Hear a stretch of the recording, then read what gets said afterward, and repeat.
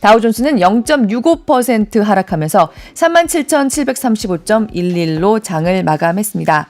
네, 사실 간밤 뉴욕장 시작할 때까지만 해도 이란이 확전을 원하지 않는다는 분위기가 크게 좀 들어오면서 단기적인 변수에 이번 중동 상황이 그치겠구나, 이런 분위기가 더 컸습니다. 뉴욕 증시도 상승장으로 출발했습니다. 하지만 안 그래도 미국 경기가 여전히 뜨겁고 또 인플레는 쉽게 꺾이지 않을 거란 우려에 금리 인하 시기가 점점 더 뒤로 밀리고 있는데 미국의 3월 소매 판매가 또 뜨겁게 나왔습니다. 거기다가 이스라엘이 이란에 대한 보복을 준비하고 있다는 소식까지 전해지면서 결국 증시는 방금 보신 것처럼 큰 폭으로 하락 마감했습니다.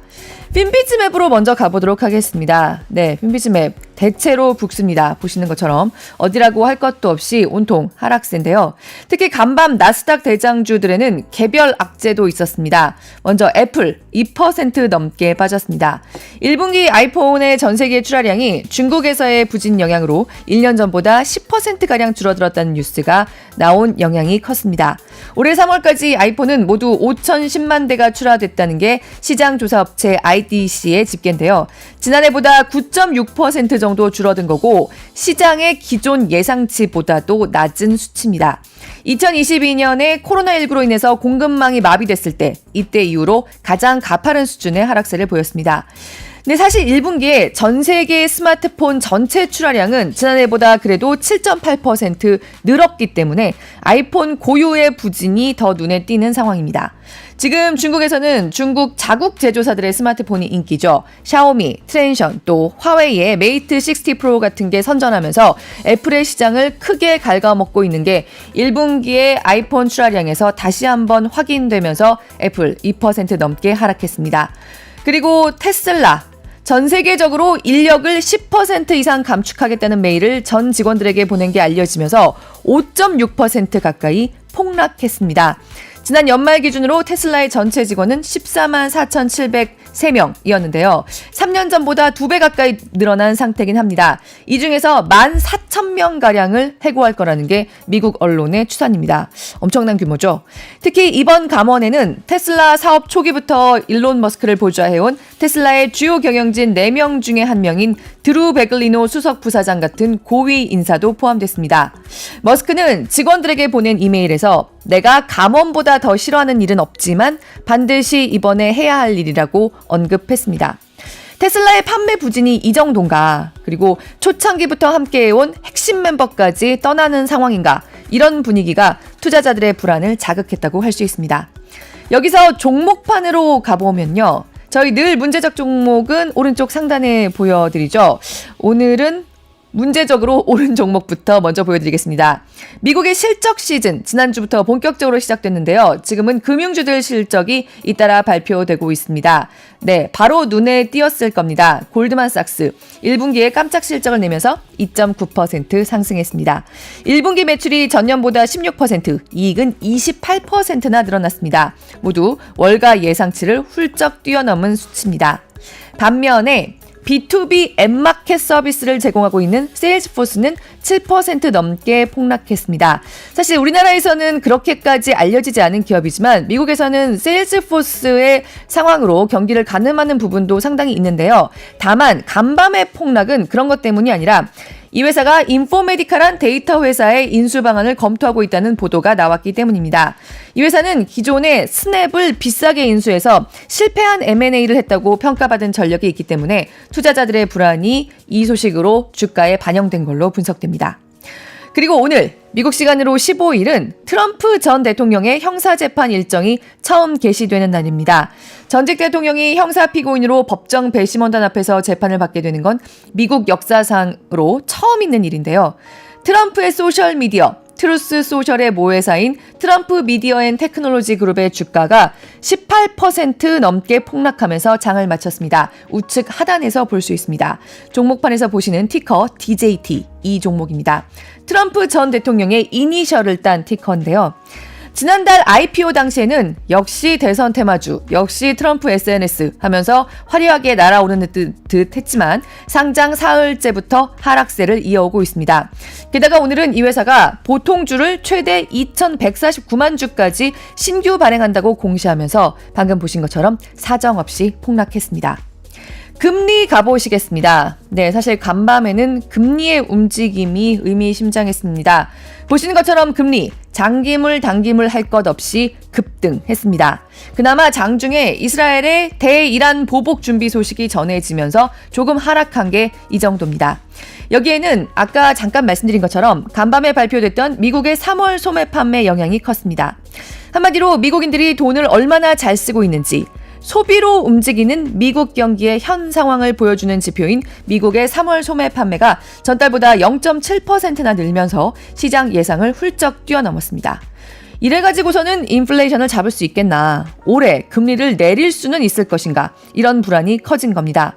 골드만삭스는 이 소식이 나온 뒤에 1분기에 미국 GDP 증가율 추정치를 3.1%까지 올려잡은 상태고요. 애틀랜타 연방은행도 GDP 전망치인 GDP Now를 1분기 2.4에서 2.8%로 성큼 올려잡았습니다. CME 페드워치에서는 이제 6월 인하를 점치는 확률은 20% 수준으로까지 떨어졌습니다. 그리고 여전히 연준이 7월부터 금리를 올해 2번은 내릴 거라고 보고 있는 JP 모건도 만약에 미국 연준이 7월에 금리 인하를 못하면 11월 대선 전까지는 인하할 수 없을 거라는 견해를 내놓았습니다. 사실 이런 부분들까지 고려해서 미국의 여러 주요 투자기관들, 금융기관들 앞다퉈서 지금 12월에나 돼서야 인하가 시작될 거라는 전망을 수정하고 있는 상황입니다. 이런 분위기에 다시 금리판 가서 보시면요. 달러, 그야말로 강달러, 킹달러로 홀로 튀고 있습니다. 달러 인덱스 106.21로 장을 마쳤는데요. 지난해 11월 초 이후로 가장 높은 수준까지 올라왔습니다. 반면에 우리 돈의 달러 대비 가치는 지금 사정없이 하락 중이죠. 1,400원 선까지 돌파할 거냐는 불안이 커지고 있는데요. 잠시 후에 박상현 전문위원과 함께 상세히 짚어보도록 하겠습니다. 이런 분위기에 공포지수로 불리는 시카고 옵션 거래소의 VIX, 변동성 지수, 빅스는 전 거래일 대비해서 1.84%포인트 오른 19.15를 기록해서 역시 지난해 10월 말 이후 가장 높은 수준입니다. 이런 가운데 만약에 트럼프 전 대통령이 재선된다고 하면 달러 가치를 인위적으로 떨어뜨리려는 방안을 트럼프의 참모들이 구상하고 있다고 미국 매체 폴리티코가 보도했습니다. 로버트 라이트하이저 전 USTR 대표가 이런 방안을 추진한다는 건데, 이 사람은 트럼프 정부 때 미국의 대중 관세를 설계하고 관철시킨 인물입니다. 엔고를 불러왔던 1985년 플라자 합의 같은 협정을 해서 미국 달러 가치를 일부러 끌어내리고 미국의 무역 적자를 해소하려고 할 거란 겁니다. 트럼프 전 대통령이 재선된다고 하면 도대체 미국 정부의 공약들이 어떻게 펼쳐질지 여러 가지 불안과 좀 놀라움이 교차하고 있는 그런 상황이라고 할 수 있습니다. 그리고 미국 정부가 우리 시간으로 어제 저녁이었죠. 이미 들으신 분들도 많을 겁니다. 미국의 대규모 반도체 공장을 짓는 삼성전자에 보조금 64억 달러, 약 8조 9천억 원을 지원한다는 소식도 들어와 있습니다. 미국 텍사스에 2만 개 안팎의 일자리를 만들 수 있는 대규모 투자를 삼성전자가 하는 대신 이 정도의 보조금을 받는다는 건데요. 미국 반도체 회사 인텔의 3분의 1 수준으로 주는 거고요. TSMC에 비해서는 55% 수준입니다. 다만 투자액 대비율로는 이들 회사들과 큰 차이가 없다는 계산도 하고 있습니다. 이런 가운데 비트코인은 홍콩에서 아시아의 첫 비트코인 현물 ETF가 승인됐다는 호재에도 불구하고 약세를 보였습니다. 6만 3천 달러 선에서 지금 거래되고 있는데요. 일주일 만에 13%가량 내렸습니다. 사실 비트코인은 20일에 반감기 앞두면서 기대감도 높아져 있는 상황이지만 지금 중동에서의 긴장이나 채권금리가 급등하는 것 같은 악재가 발목을 잡으면서 6만 4천 달러 선을 지키는데도 어려움을 겪고 있습니다. 그리고 간밤에 국제 유가 보시겠습니다. 네, 유가는 반락하긴 했습니다. 서부 텍사스산 중진유는 0.29%, 0.3% 가까이 하락한 배럴당 85.41달러에 장을 마쳤고요.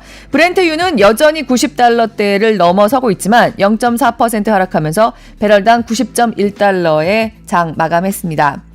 사실 이스라엘이 즉각적인 전면전에 나서지는 않을 거란 소식이 전해지면서 장 초반에는 유가 하락에 힘을 보탰는데 이후에 간밤 새벽에 이스라엘에서 영내 전쟁은 촉발하지 않으면서 이란에게는 고통스러운 방식의 보복을 할 거란 보도가 나오면서 하락폭은 좀 마감한 상태입니다.